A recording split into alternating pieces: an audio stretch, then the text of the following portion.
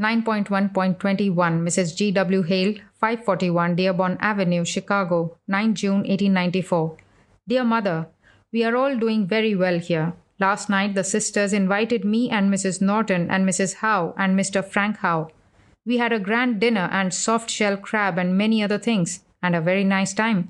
Miss Howe left this morning. The sisters and Mother Temple are taking very good care of me. Just now I am going to see my dear Gandhi. Narasimha was here yesterday. He wanted to go to Cincinnati, where he says he has more chances of success than anywhere else in the world. I gave him the passage, and so I hope I have got the white elephant out of my hands for the time being. How is Father Pope doing now? Hope he has been much benefited by the mudfish business. I had a very beautiful letter from Miss Guernsey of New York, giving you her regards. I am going downtown to buy a new pair of shoes as well as to get some money, my purse having been made empty by Narasimha. Nothing more to write. Yes, we went to see the Charlie's aunt. I nearly killed myself with laughing. Father Pope will enjoy it extremely. I had never seen anything so funny. Yours affectionately, Vivekananda. 9.1.22 Mrs. G. W. Hale, New York, 28 June 1894. Dear Mother, arrived safely 2 hours ago. Landsberg was waiting at the station. Came to Dr. Guernsey's house. Nobody was there except a servant. I took a bath and strolled with Landsberg to some restaurant where I had a good meal.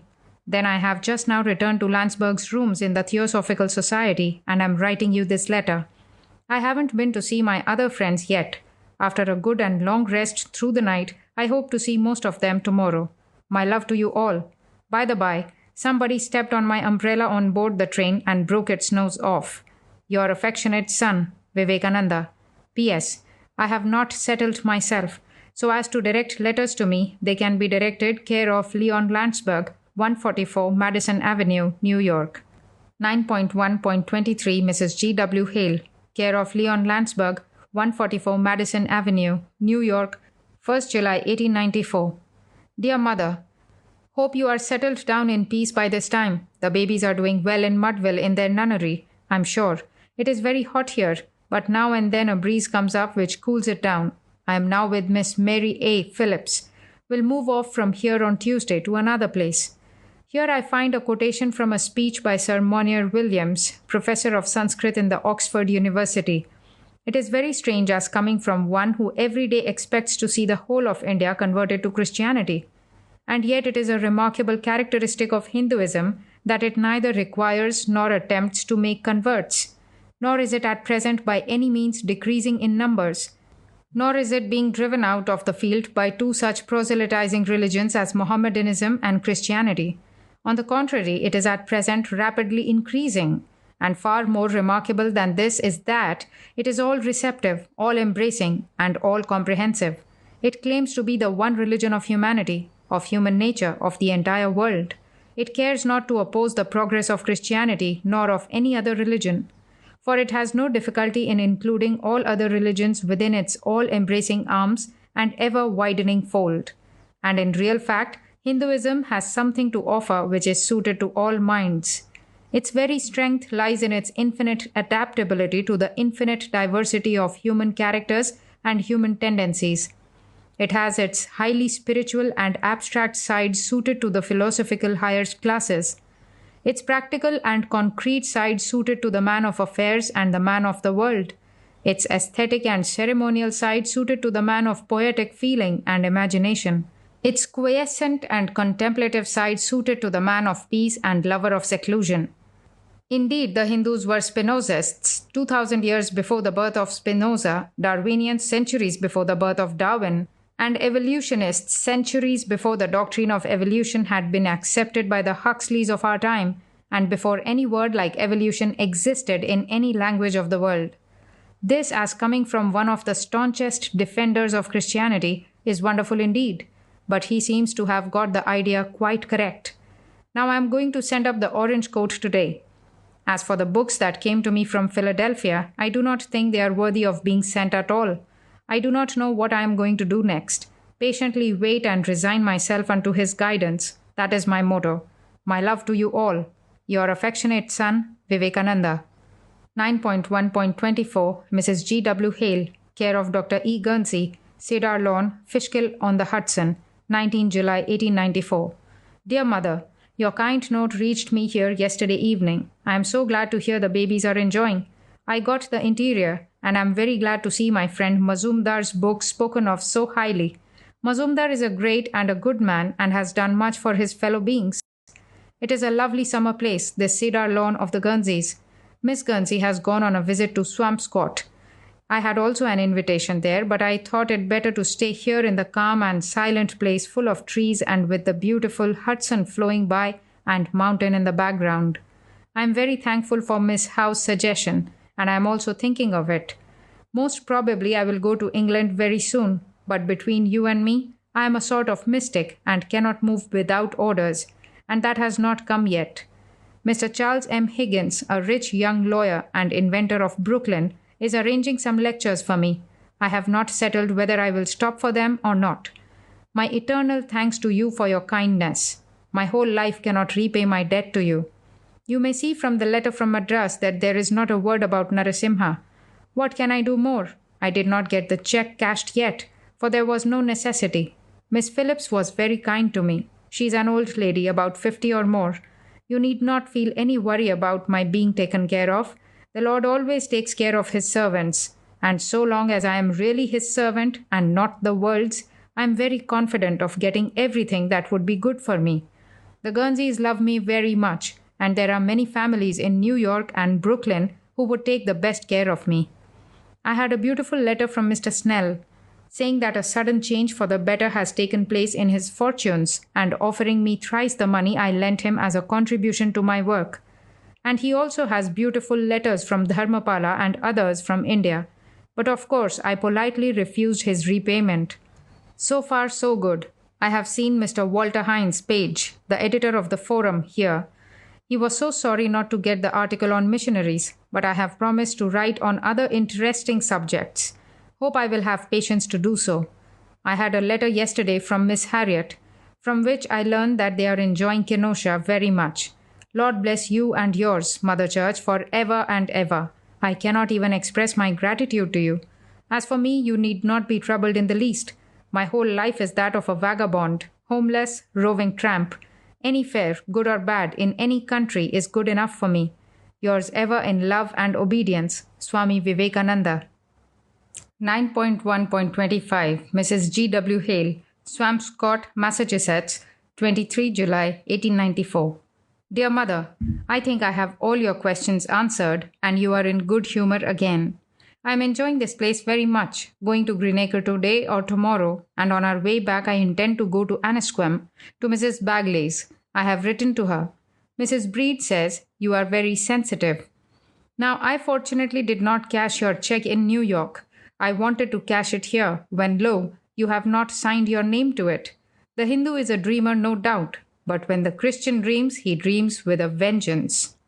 Do not be distressed. Somebody gave me plenty of money to move about.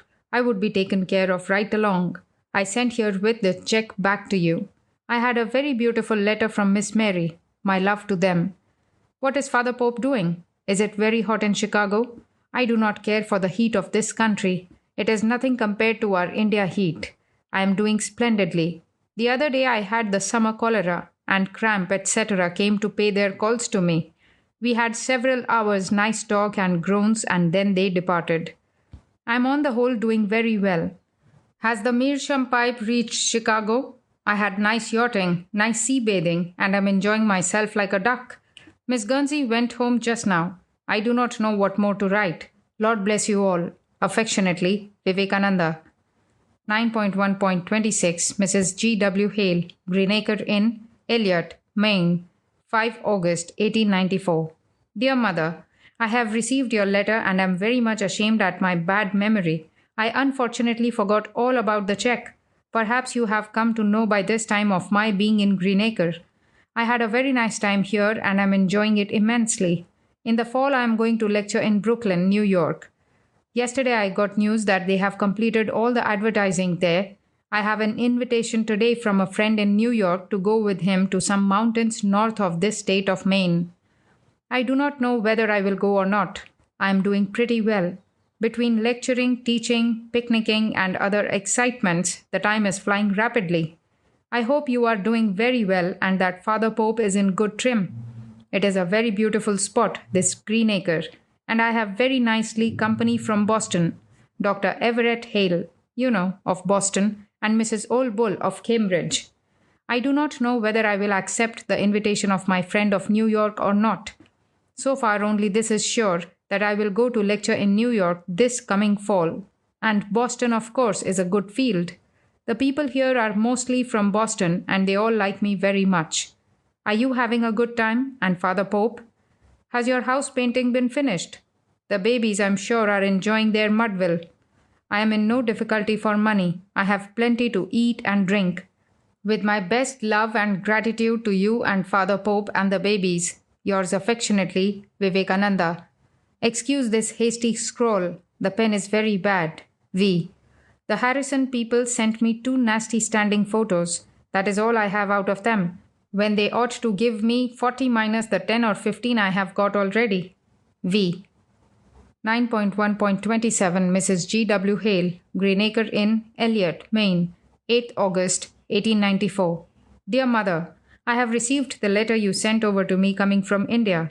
I am going to leave this place on Monday next for Plymouth, Massachusetts, where the Free Religious Association is holding its session.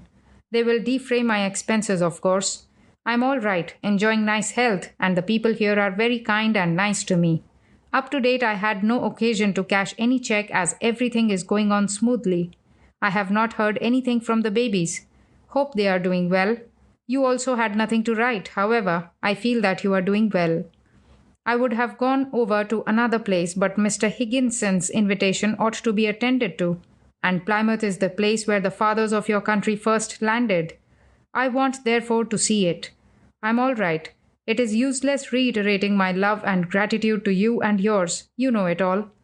May the Lord shower his choicest blessings on you and yours. This meeting is composed of the best professors of your country and other people, so I must attend it. And then they would pay me. I have not yet determined all my plans, only I am going to lecture in New York this coming fall. Every arrangement is complete for that. They have printed advertisements at their own expense for that and made everything ready. Give my best love to the babies, to Father Pope, and believe me ever in gratitude and love. Your son, Vivekananda. P.S. I am very much obliged to the sisters for asking me to tell them if I want anything. I have no want anyway. I have everything I require and more to spare. He never gives up his servants. My thanks and gratitude eternal to the sisters for their kindness in asking about my wants. V. 9.1.28 Mrs. G. W. Hale, care of Mrs. J. J. Bagley, Annisquam, 20 August 1894. Dear Mother, your letters just now reached me. I had some beautiful letters from India. The letter from Ajit Singh shows that the phonograph has not reached yet, and it was dated 8th June. So I do not think it is time yet to get an answer. I am not astonished at my friends asking Cook and Sons to hunt for me. I have not written for a long time. I have a letter from Madras which says they will soon send money to Narasimha. In fact, as soon as they get a reply to their letter written to Narasimha. So kindly let Narasimha know it. The photographs have not reached me, except 2 of Fishkill when I was there last. Landsberg has kindly sent over the letters. From here I will probably go over to Fishkill. The meerschaum was not sent over by me direct, but I left it to the Gunzis. And they are a lazy family in that respect. I have beautiful letters from the sisters. By the by, your missionaries try to make me a malcontent before the English government in India. And the Lieutenant Governor of Bengal in a recent speech hinted that the recent revival of Hinduism was against the government. Lord bless the missionary. Everything is fair in love and religion. The word Shri means of good fortune, blessed, etc. Paramahamsa is a title for a sannyasi who has reached the goal, that is, realized God. Neither am I blessed nor have I reached the goal, but they are courteous, that is all. I will soon write to my brothers in India. I am so lazy and I cannot send over the newspaper nonsense day after day. I want a little quiet, but it is not the will of the Lord, it seems. At Greenacre I had to talk on an average 7 to 8 hours a day. That was rest, if it ever was. but it was of the Lord, and that brings vigor along with it. I have not much to write, and I do not remember anything of what I said or did all these places over, so I hope to be excused. I will be here a few days more at least, and therefore I think it would be better to send over my mail here. I have now almost become dizzy through the perusal of a heavy and big mail, so excuse my hasty scrawl. Ever affectionately yours, Swami Vivekananda. 9.1.29 Mrs. G. W. Hale, Annisquam, 23 August 1894. Dear Mother, the photographs reached safely yesterday. I cannot tell exactly whether Harrison ought to give me more or not.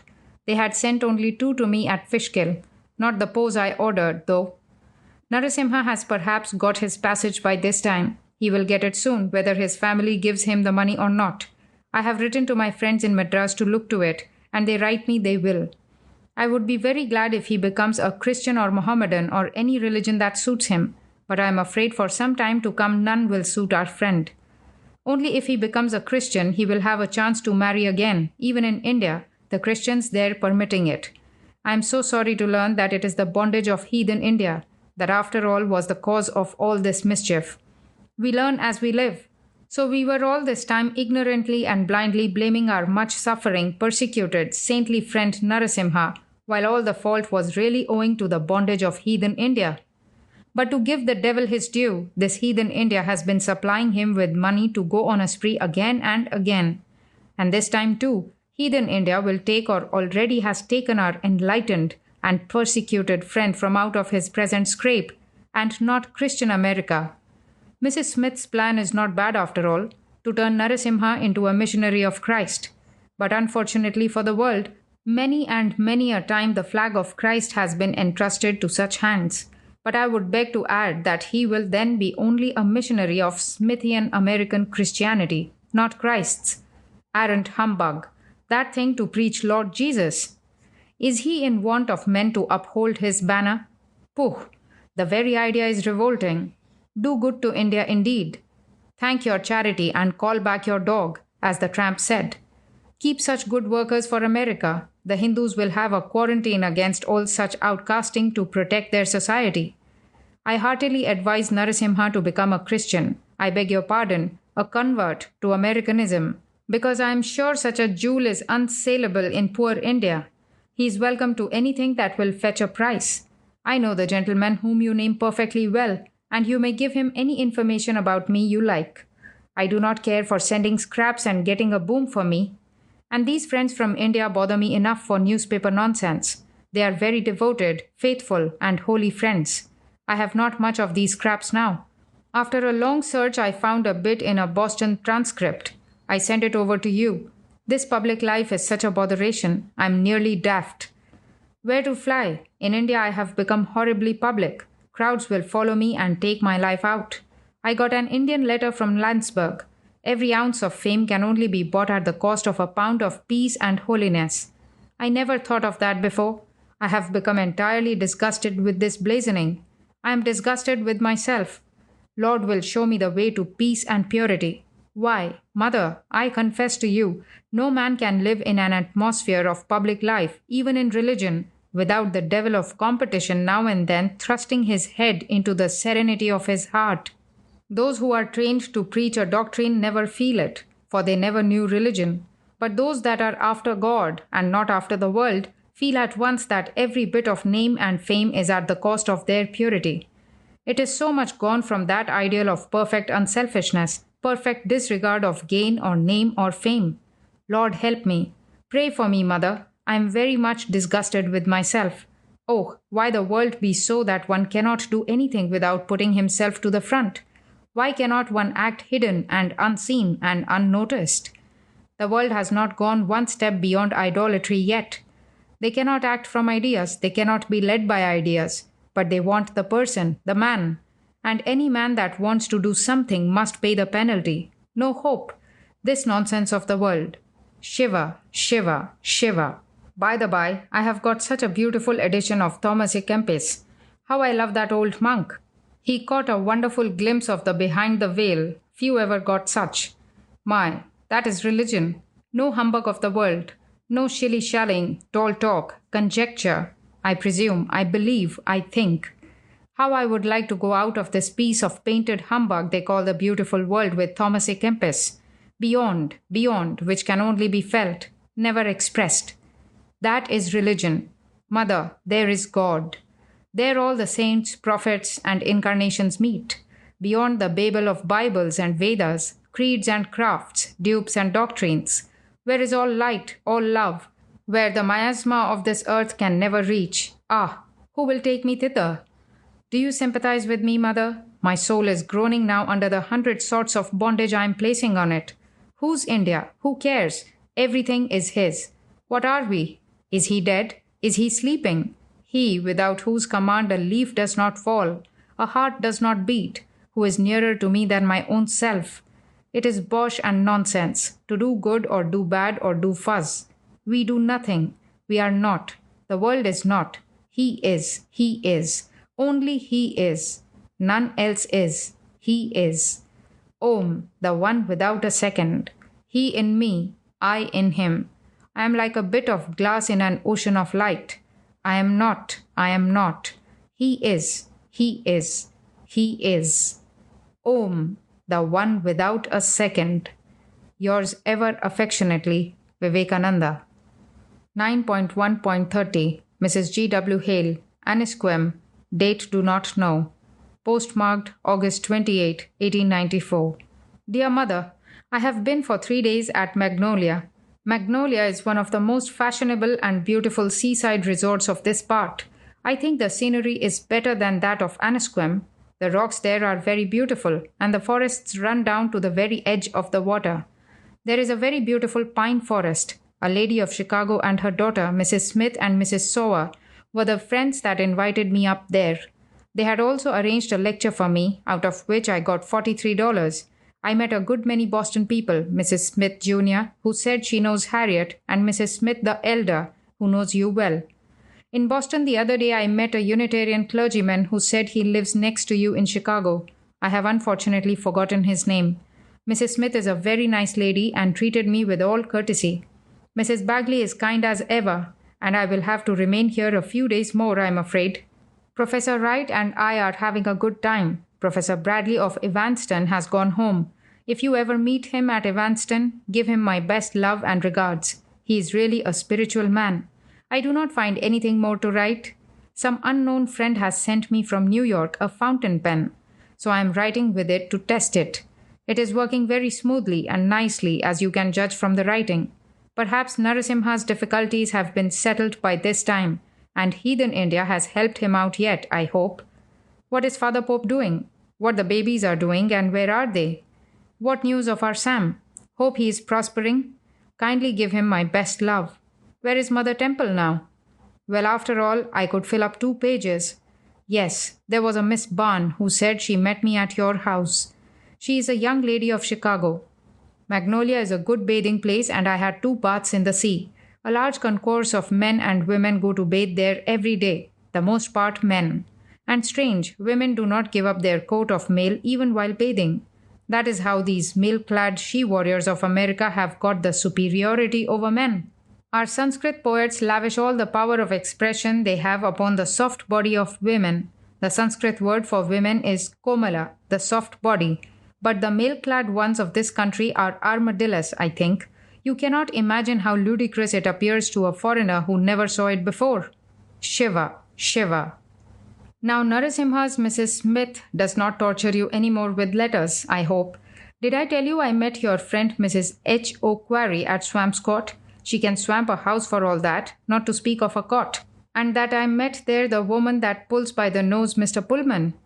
And I also heard there the best American singer. They said she sang beautifully. She sang Bye Baby Bye. I am having a very, very good time all the time. Lord be praised. I have written to India not to bother me with constant letters. Why, when I am traveling in India, nobody writes to me. Why should they spend all their superfluous energy in scrawling letters to me in America? My whole life is to be that of a wanderer, here or there or anywhere. I am in no hurry. I had a foolish plan in my head unworthy of a sannyasin. I have given it up now and mean to take life easy. No indecent hurry. Don't you see, Mother Church? You must always remember, Mother Church, that I cannot settle down even at the North Pole. That wander about I must. That is my vow, my religion. So, India or North Pole or South Pole, don't care where. Last 2 years I have been traveling among races whose language even I cannot speak. I have neither father nor mother, nor brothers nor sisters, nor friends nor foes, nor home nor country, a traveler in the way of eternity, asking no other help, seeking no other help but God. Yours ever affectionately, Vivekananda.